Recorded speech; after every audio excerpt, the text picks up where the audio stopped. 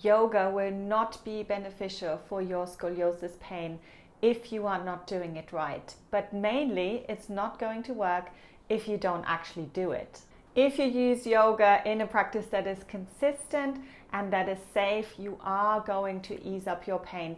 So this is exactly what I'm going to show you in this video, the key steps to create consistency and a practice that is going to be beneficial for your pain in the long term. So one of the best ways I have found to start creating that consistency is having a space for your yoga. So decide where in your house, where in your room could you be practicing quietly, where you're not going to be disturbed, where it feels decluttered, where it feels safe.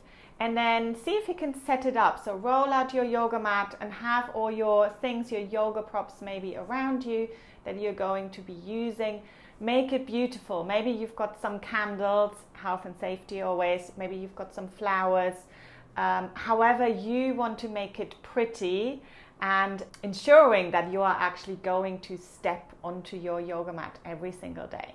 Now you have your space, but then you actually need a reason to step onto your yoga mat every single day. So this is why I highly recommend that you write down your why. Why is it that you're practicing yoga?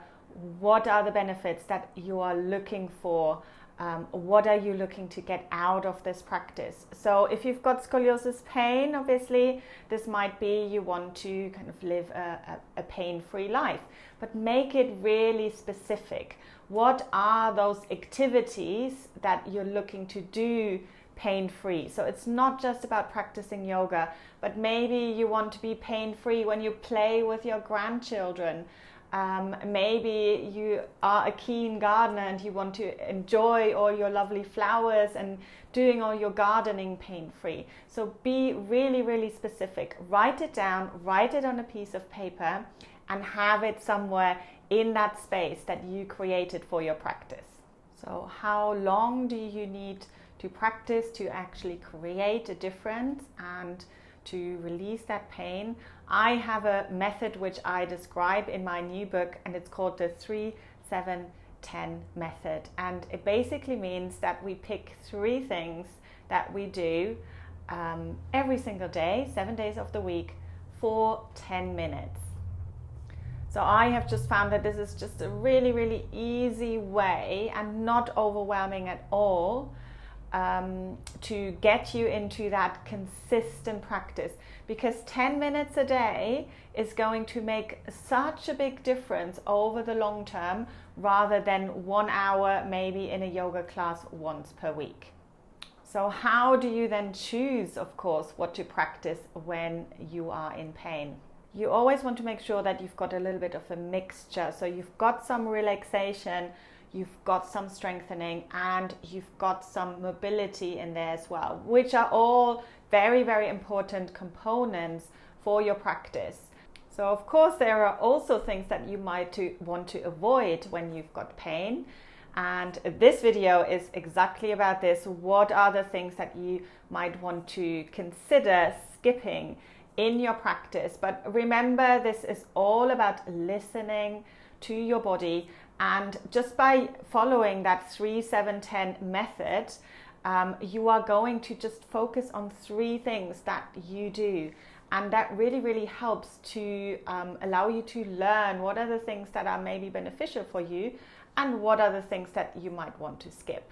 So 3-7-10 does not mean you only have to do 3 yoga poses forever and ever. We do need variety in our practice. So we do have to make sure we explore different movements, because that is really how our brain is going to accept that movement is safe, and it's going to help us with our pain. So make sure that you do mix up your movements. It can be a great inspiration to join a regular yoga class as well, a group yoga class, just making sure that it is safe for scoliosis and that you feel safe with the teacher. In my membership, we have a weekly yoga for scoliosis class where I have chosen all the best exercises and movements that are safe for you to explore and really enjoy your practice. On some days you might have specific aches and pains, of course, so maybe you've been doing a lot of gardening, or maybe you've been having some long hours at work, so you were sitting on your desk for long periods of time and having that neck and shoulder pain or anything else going on in your body. So there is a whole library of videos that you can explore for very, very specific things that might be going on in your body and that you want to help to release and to improve.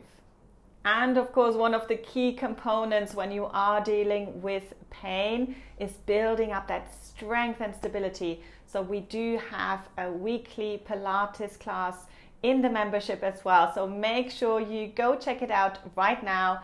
Let me know if you've got any questions, and I look forward to welcoming you in the membership very soon.